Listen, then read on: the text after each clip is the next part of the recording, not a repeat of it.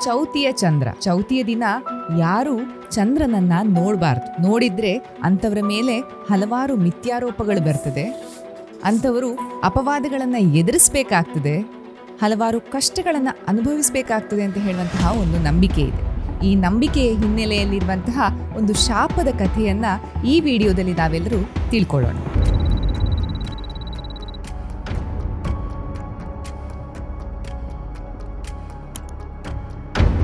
ಒಂದು ಹುಣ್ಣಿಮೆಯ ದಿನ ಗಣಪತಿ ದೇವರು ತಮಗೆ ಇಷ್ಟವಾದ ತಿಂಡಿ ಮೋದಕವನ್ನ ಹೊಟ್ಟೆ ತುಂಬಾ ತಿಂದು ತನ್ನ ವಾಹನನಾದ ಮೂಷಿಕನ ಮೇಲೆ ಕೂತ್ಕೊಂಡು ಭಾರವಾದ ಹೆಜ್ಜೆಯನ್ನಿಡ್ತಾ ಹೋಗ್ಬೇಕಾದ್ರೆ ಎದುರಿಂದ ಒಂದು ಹಾವು ಬರ್ತದೆ. ಆ ಹಾವನ್ನು ನೋಡಿ ಹೆದರಿದ ಮೂಷಿಕ ಬದಿಗೆ ಓಡ್ತಾನೆ.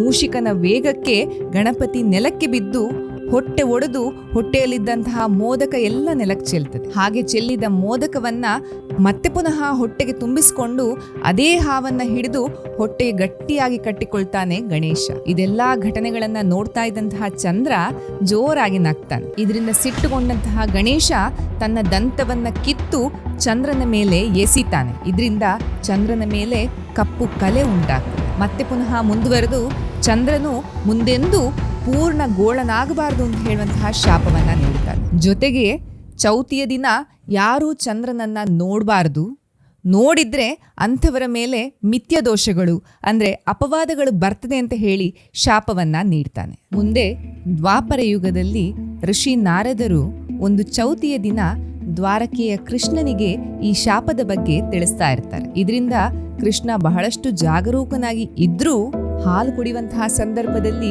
ಹಾಲಿನಲ್ಲಿ ಚಂದ್ರನ ಪ್ರತಿಬಿಂಬವನ್ನ ನೋಡ್ತಾನೆ. ಈ ಶಾಪದ ಪ್ರಭಾವ ತನ್ನ ಮೇಲೂ ಉಂಟಾಗ್ಬೋದಾ, ಅದು ಹೇಗಿರ್ಬೋದು ಅಂತ ಹೇಳಿ ತನ್ನೊಳಗೆ ಹೆದರ್ತಾನೆ ಶ್ರೀಕೃಷ್ಣ. ಹೀಗಿರ್ಬೇಕಾದ್ರೆ ಯಾದವ ಕುಲದ ಸತ್ಯಜಿತ್ ಸೂರ್ಯದೇವರ ಪರಮ ಭಕ್ತ. ಇವನ ಭಕ್ತಿಗೆ ಮೆಚ್ಚಿದ ಸೂರ್ಯದೇವ ಶ್ಯಮಂತಕ ಮಣಿ ಅಂತ ಹೇಳುವಂತಹ ಒಂದು ಆಭರಣವನ್ನ ನೀಡ್ತಾನೆ. ಈ ಮಣಿ ಎಷ್ಟು ಪ್ರಭಾವಶಾಲಿಯಾಗಿತ್ತು ಅಂತ ಹೇಳಿದ್ರೆ ಒಂದು ದಿನಕ್ಕೆ 8 ಪ್ರಮಾಣದಷ್ಟು ಚಿನ್ನವನ್ನ ಉತ್ಪಾದಿಸ್ತಾ ಇತ್ತು. ಒಂದು ದಿನ ಶ್ರೀಕೃಷ್ಣ ಈ ಶ್ಯಮಂತಕ ಮಣಿಯನ್ನ ಯಾದವ ರಾಜನಾದ ಉಗ್ರಸೇನನಿಗೆ ನೀಡಬೇಕಾಗಿ ಸತ್ಯಜಿತ್ ಹತ್ರ ಕೇಳ್ಕೊಳ್ತಾನೆ. ಆದ್ರೆ ಸತ್ಯಜಿತ್ ಮಣಿಯ ಮೇಲಿನ ಮೋಹದಿಂದ ಅದನ್ನ ಕೊಡ್ಲಿಕ್ಕೆ ನಿರಾಕರಿಸ್ತಾನೆ. ಕೆಲವು ದಿನಗಳ ಬಳಿಕ ಸತ್ಯಜಿತ್ನ ಸಹೋದರ ಪ್ರಸೇನ ಅಂತ ಹೇಳುವವನು ಈ ಶ್ಯಮಂತಕ ಮಣಿಯನ್ನ ಧರಿಸ್ಕೊಂಡು ಬೇಟೆಗಾಗಿ ಕಾಡಿಗೆ ಹೋಗ್ತಾನೆ. ದುರದೃಷ್ಟವಶಾತ್ ಒಂದು ಸಿಂಹ ಅವನನ್ನ ಕೊಲ್ತದೆ ಮತ್ತು ಆ ಶ್ಯಮಂತಕ ಮಣಿಯನ್ನ ಎತ್ತುಕೊಂಡು ಹೋಗ್ತದೆ. ತನ್ನ ತಮ್ಮ ಅನುಮಾನಾಸ್ಪದವಾಗಿ ಕಾಣೆಯಾದ ಬಗ್ಗೆ ಸತ್ಯಜಿತ್ನಿಗೆ ಕೃಷ್ಣನ ಮೇಲೆ ಅನುಮಾನ ಬರ್ತದೆ. ಹಿಂದೊಮ್ಮೆ ಶ್ಯಮಂತಕ ಮಣಿಯನ್ನ ಕೃಷ್ಣ ಕೇಳಿದ್ದ. ಈಗ ಅದೇ ಶ್ಯಮಂತಕ ಮಣಿಯನ್ನ ಧರಿಸಿ ಹೋದ ತನ್ನ ತಮ್ಮ ಕಾಣೆಯಾದಾಗ ಸಹಜವಾಗಿಯೇ ಅನುಮಾನ ಬರ್ತದೆ. ಈ ಅನುಮಾನ ರಾಜ್ಯದಲ್ಲೆಲ್ಲ ಒಬ್ಬರಿಂದೊಬ್ಬರಿಗೆ ಹರಡ್ತಾ ಕೃಷ್ಣನ ಕಿವಿಗೂ ಬೀಳ್ತದೆ. ತನ್ನ ಮೇಲೆ ಬಂದಂತಹ ಈ ಅಪವಾದವನ್ನ ಸರಿಪಡಿಸಬೇಕು ಅಂತ ಹೇಳಿ ಶ್ರೀಕೃಷ್ಣ ಯೋಚಿಸ್ತಾ ಇರ್ತಾನೆ. ಹೀಗಿರ್ಬೇಕಾದ್ರೆ ಅಲ್ಲಿ ಕಾಡಿನಲ್ಲಿ ಶ್ಯಮಂತಕ ಮಣಿಯನ್ನ ಎತ್ತಿಕೊಂಡು ಹೋದ ಸಿಂಹವನ್ನ ನೋಡಿದ ಕರಡಿಗಳ ರಾಜ ಜಾಂಬವಂತ ಆ ಶ್ಯಮಂತಕ ಮಣಿಯನ್ನ ತನಗೆ ಕೊಡಬೇಕಾಗಿ ಕೇಳ್ತಾನೆ. ಇದಕ್ಕೆ ನಿರಾಕರಿಸಿದ ಸಿಂಹವನ್ನ ಹೊಡೆದು ಕೊಂದು ಅವನ ಕೈಯಲ್ಲಿದ್ದಂತಹ ಶ್ಯಮಂತಕ ಮಣಿಯನ್ನ ಎತ್ತಿಕೊಂಡು ಹೋಗಿ ತನ್ನ ಮಗುವಿಗೆ ನೀಡ್ತಾನೆ ಜಾಂಬವಂತ. ಈ ಜಾಂಬವಂತ ಶ್ರೀರಾಮ ದೇವರ ಪರಮ ಭಕ್ತ ಮತ್ತು 7 ಜನ ಚಿರಂಜೀವಿಗಳಲ್ಲಿ ಒಬ್ಬ ಅಂತ ಹೇಳ್ತಾರೆ. ಅಪವಾದದಿಂದ ಹೊರಗೆ ಬರುವ ಪ್ರಯತ್ನದಲ್ಲಿ ಶ್ರೀಕೃಷ್ಣ ತನ್ನ ಸಂಗಡಿಗರೊಂದಿಗೆ ಸೇರ್ಕೊಂಡು ಪ್ರಸೇನನನ್ನ ಹುಡುಕಿಕೊಂಡು ಕಾಡಿಗೆ ಹೋಗ್ತಾನೆ. ಆಗ ಕಾಡಿನಲ್ಲಿ ಸಿಂಹದ ಕಲೆಗಳಿರುವ ಪ್ರಸೇನನ ದೇಹವನ್ನ ನೋಡಿ ಆ ಸಿಂಹದ ಜಾಡನ್ನ ಹುಡುಕಿಕೊಂಡು ಹೋಗ್ಬೇಕಾದ್ರೆ ಒಂದು ಗುಹೆಯ ಬಳಿ ಸತ್ತ ಸಿಂಹದ ದೇಹವನ್ನ ನೋಡ್ತಾರೆ. ತನ್ನ ಸಂಗಡಿಗರನ್ನ ಇಲ್ಲೇ ಕಾಯ್ತಾ ಇರಿ ಅಂತ ಹೇಳಿ ಕೃಷ್ಣ ಒಬ್ಬನೇ ಆ ಗುಹೆಯ ಒಳಗೆ ಹೋಗ್ತಾನೆ. ಗುಹೆಯ ಒಳಗೆ ಹೋದ ಕೃಷ್ಣ ಕರಡಿಯ ಮರಿಯ ಕೈಯಲ್ಲಿ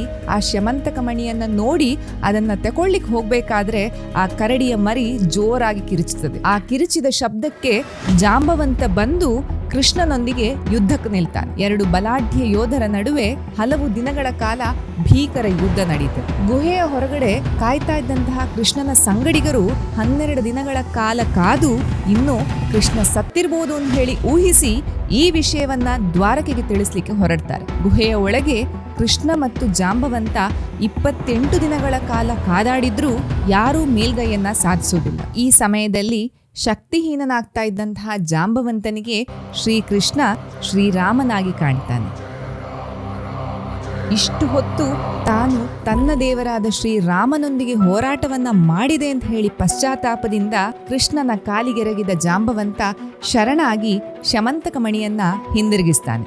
ಜೊತೆಗೆ ತನ್ನ ಪ್ರೀತಿಯ ಮಗಳಾದ ಜಾಂಬವತಿಯನ್ನ ಮದುವೆ ಆಗ್ಬೇಕಾಗಿ ಕೃಷ್ಣನ ಹತ್ರ ಕೇಳ್ಕೊಳ್ತಾನೆ. ಇವನ ಭಕ್ತಿಗೆ ಮೆಚ್ಚಿದ ಶ್ರೀಕೃಷ್ಣ ಜಾಂಬವತಿಯನ್ನ ಮದುವೆ ಆಗ್ತಾನೆ. ಇದರೊಂದಿಗೆ ಕೃಷ್ಣನ ಮೇಲೆ ಬಂದಿದ್ದಂತಹ ಅಪವಾದ ದೂರವಾಗಿ ಸುಖಾಂತ್ಯವಾಗ್ತದೆ. ಶಾಪ ಅಂತ ಹೇಳುವಂಥದ್ದು ಪ್ರಭಾವ ಬೀರ್ತದೋ ಇಲ್ವೋ ಅಂತ ಹೇಳುವಂತಹ ಜಿಜ್ಞಾಸೆ ನಮ್ಮಲ್ಲಿ ಹಲವರಲ್ಲಿ ಇರ್ಬೋದು. ಮನುಷ್ಯನ ಭಾವನೆಗಳು ಪಾಸಿಟಿವ್ ಹಾಗೂ ನೆಗೆಟಿವ್ ಪ್ರಭಾವಗಳನ್ನು ಬೀರುವಂಥದ್ದು ಸತ್ಯ ಅಂತ ಹೇಳಿ ವೈಜ್ಞಾನಿಕವಾಗಿ ಸಾಬೀತಾಗಿದೆ. ನಾವು ಬೇರೊಬ್ಬರ ಬಗ್ಗೆ ಧನಾತ್ಮಕವಾಗಿ ಯೋಚನೆ ಮಾಡಿ ಅವರಿಗೆ ಒಳ್ಳೆಯದಾಗಲಿ ಅಂತ ಹೇಳಿದ್ರೆ ನಮ್ಮ ದೇಹದಿಂದ ಹರಿಯಲ್ಪಡುವ ಧನಾತ್ಮಕ ತರಂಗಗಳು ಅವರಲ್ಲಿ ಪಾಸಿಟಿವ್ ಎನರ್ಜಿಯನ್ನು ತುಂಬುತ್ತದೆ ಅಂತ ಹೇಳುವಂಥದ್ದು ವೈಜ್ಞಾನಿಕವಾಗಿ ಸತ್ಯ. ಇದನ್ನೇ ನಮ್ಮ ಹಿರಿಯರು ಆಶೀರ್ವಾದ ಅಂತ ಹೇಳಿರ್ಬೋದು. ಇದೇ ರೀತಿ ನಾವು ಬೇರೊಬ್ಬರ ಬಗ್ಗೆ ಬೇಸರಗೊಂಡು ನೆಗೆಟಿವ್ ಆಗಿ ಥಿಂಕ್ ಮಾಡಿದ್ರೆ ಅದು ಋಣಾತ್ಮಕವಾಗಿ ಅವರಿಗೆ ತೊಂದರೆಯನ್ನ ಉಂಟು ಮಾಡಬಹುದು ಅಂತ ಹೇಳ್ತಾರೆ.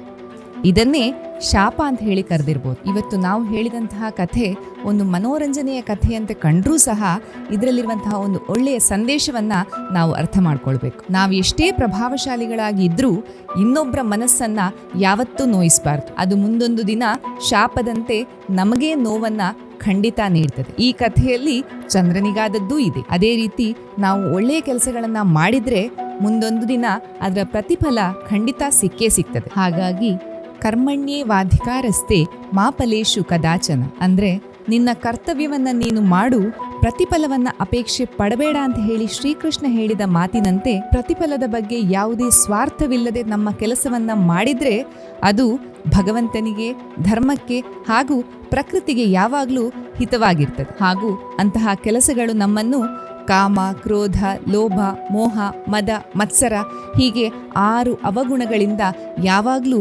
ಕಾಪಾಡ್ತದೆ. ನಾವು ಮಾಡುವ ಕೆಲಸವನ್ನ ಆತ್ಮಶುದ್ಧಿಯಿಂದ ಮಾಡಿದಾಗ ನಮ್ಮ ಮೇಲೆ ಬಂದಂತಹ ಅಥವಾ ಬರಬಹುದಾದಂತಹ ಅಪವಾದಗಳು ಕರಗಿ ಲೋಕಕ್ಕೆ ಸತ್ಯದರ್ಶನ ಆಗ್ತದೆ. ಇದೇ ಆಶಯದೊಂದಿಗೆ ಮುಂದೆ ಇನ್ನೊಂದು ಇಂಟ್ರೆಸ್ಟಿಂಗ್ ವಿಷಯವನ್ನ ನಿಮ್ಮೊಂದಿಗೆ ಹಂಚಿಕೊಳ್ಳಿಕ್ಕೆ ಬರ್ತೇವೆ ಟೀಮ್ ಅನರ್ಥಿಂಗ್ ಅನ್ವೇಷಣೆಯಲ್ಲಿ. ಈ ಸಂದೇಶ ನಿಮಗೂ ಇಷ್ಟ ಆಗಿದ್ರೆ please like, share and subscribe.